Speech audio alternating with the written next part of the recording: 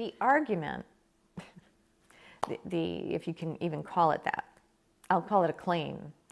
The claim by the activist physicians on the other side is that when a child persistently and consistently insists that he, I'll use for ease of example, that he is really a girl, really, well then that's it. That's how you diagnose born transgender. And that is proof that they have the brain of the opposite sex in their body. And you know, we have studies that have found changes, differences between adult transgender brains and the brains of their biological peers who are not transgender. Okay, so let's unpack that. Number one, the definition of a delusion is a fixed false belief.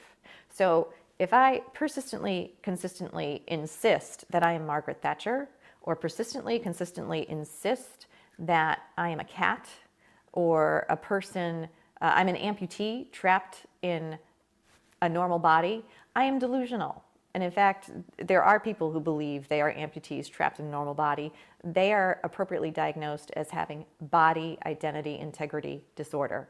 Mouthful, but you get my drift. So if you want to cut off an arm or a leg, you're mentally ill. But if you want to cut off healthy breasts and genitals, oh, then you're transgender and you don't have a mental illness. So that's a completely unscientific, that's no diagnosis. Number two, let's talk about the brain studies. There have been several. Many have found no brain differences, but we don't talk about those. There are a few that have found some differences on what's called functional MRIs, and they prove nothing. The reason they prove nothing is because the brain changes due to behavior. We have documented in numerous studies that behavior changes the appearance and the physiology and function of the brain.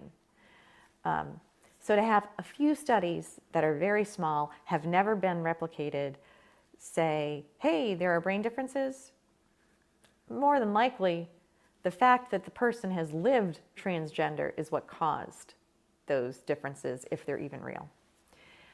So how do we know, Dr. Cretella, that what you said, that no one's ever born this way, how do we know that? If a brain were somehow the wrong sex, due to factors before birth, every single identical twin would have the same gender identity all the time, but they don't.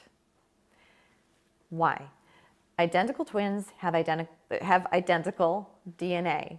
So if it were in the genes and solely in the genetic, the DNA solely there, then 100% of the time they would both be transgender or both be non-transgender. The best twin study we have shows that the vast majority do not match. If you have one identical twin who's transgender, 72% of the time the other twin is normal.